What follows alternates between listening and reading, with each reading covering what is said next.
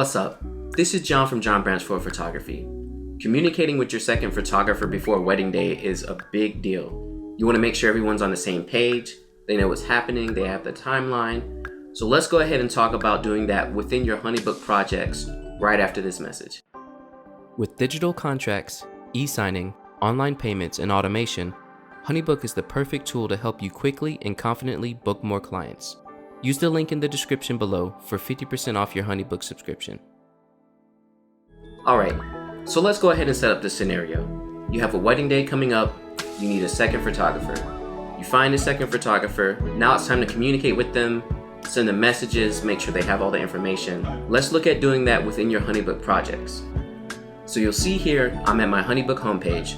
This is where I can see all my main information, any projects coming up, any calendar dates, so on and so forth. But what we want to do is hop into projects, and let's find a project. Now, when you're in a project, what you'll notice is you have the messages and whoever's in that project with you. So up here at the top, you'll see me, and this is my bride. Now, if I add my second by just adding participant, what happens is any messages sent through this thread, everyone will see. And sometimes you don't want the bride to see everything you're talking about. There's nothing bad happening, but there's no point for them to worry about anything that's happening between you and your second photographer. So what you want to do then is on the right side, you'll see where it says more options down here at the bottom. Go ahead and click on that and then choose related workspace. Now when you have this option, you'll be able to add another workspace for you and your second photographer to talk to. So let's do team member subcontractor.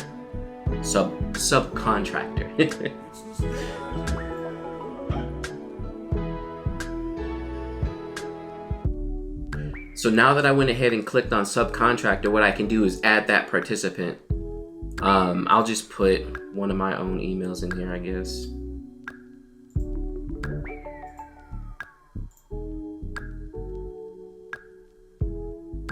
And so now we have our team workspace. And you'll see now the participants are totally different. You have me, and you have me as my other name, or the second photographer. Now in this workspace, anything that happens is just between you and your second photographer.